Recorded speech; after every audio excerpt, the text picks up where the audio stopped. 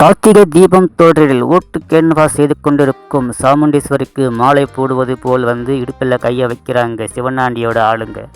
கோபத்தில் அறையிறாங்க சாமுண்டீஸ்வரி. மாலை போட வந்த எங்களையே இப்படி அறையிறீங்களே, நீங்களாம் ஜெயிச்சா என்ன பண்ணுவீங்கன்னு எதிர்கோஷம் போடுறாங்க சிவனாண்டியோட ஆளுங்க. அரை வாங்கினவன் மேய்க்கான போட்ட மாதிரி கீழே விழுந்துடுறான். அவன் ஹாஸ்பிட்டலுக்கு தூக்குங்கன்னு தூக்கிட்டு போகிறாங்க. பிறகு அங்கே உள்ள மக்களுக்கு மத்தியில் லேசான அதிருப்தி ஏற்படுது. மாலை போட வந்தவங்கள சாமுண்டீஸ்வரி அடிச்சிட்டாங்க அப்படின்ட்டு. சிவனாண்டி ராமசாமி என்பவன் செத்துட்டதா ஒரு போலி சர்டிஃபிகேட் தயார் பண்ணி ஊர் மக்களை நம்ப வைக்கிறான். தேர்தல் பிரச்சாரத்தில் மாலை போட வந்த ராமசாமியை அடிச்சே கொண்டுட்டாங்க சாமுண்டீஸ்வரின்னு ஊர் ஃபுல்லாக பரவ வைக்கிறான். பிறகு சாமுண்டீஸ்வரி மேலே ஒரு போலீஸ் கம்ப்ளைண்ட்டும் கொடுக்குறான். போலீஸ்காரங்க வீட்டில் வந்து சாமுண்டீஸ்வரி அரெஸ்ட் பண்ணுறாங்க. நான் அடிக்கலை, யாரும் சாகலை, இது சிவனாண்டிய நாடகண்டு கார்த்திக்கு மற்றும் சாமுண்டீஸ்வரி சொல்லி பார்க்குறாங்க. கம்ப்ளைண்ட் வந்திருக்கு, நீங்கள் ஸ்டேஷனுக்கு வாங்க கூட்டிகிட்டு போய் செல்லில் நிற்க வச்சிடுறாங்க.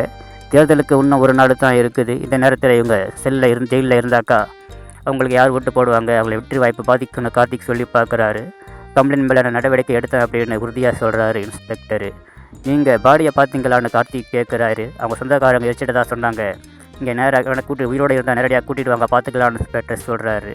கார்த்திக்கும் மயிலும் சிவனாண்டியோட இடம் உள்பட எல்லா இடத்துலையும் தேடுறாங்க. எங்கே தேடியும் கிடைக்கல அந்த ராமசாமி. ரோட்டில் நடந்து போகும் ஒருவன் பர்ஸை தவறிவிட்டு நடந்து கொண்டு போயிட்டே இருக்கிறான். அதை ஃபாலோ பண்ணுற பரமேஸ்வரி பாட்டி பர்ஸை எடுத்துக்கிட்டு அவனை பின்தொடர்றாங்க. கதவை தட்டி கூப்பிடுறாங்க, பர்ஸை கொடுக்குறாங்க. அவன் நன்றி பாட்டின்னு சொல்கிறான். கூட ஒருத்தன் வரான். இவர் யார், ஊருக்கு புதுசாக இருக்குது, என்ன ஏதுன்னு விசாரிக்கிறாங்க. பேர் ராமசாமின்னு சொல்கிறான். ஆனால் ஒவ்வொரு பதிலும் தயங்கி சொல்கிறான். இதில் கேட்கும் பாட்டிக்கு லைட்டாக சந்தேகம் ஏற்படுது.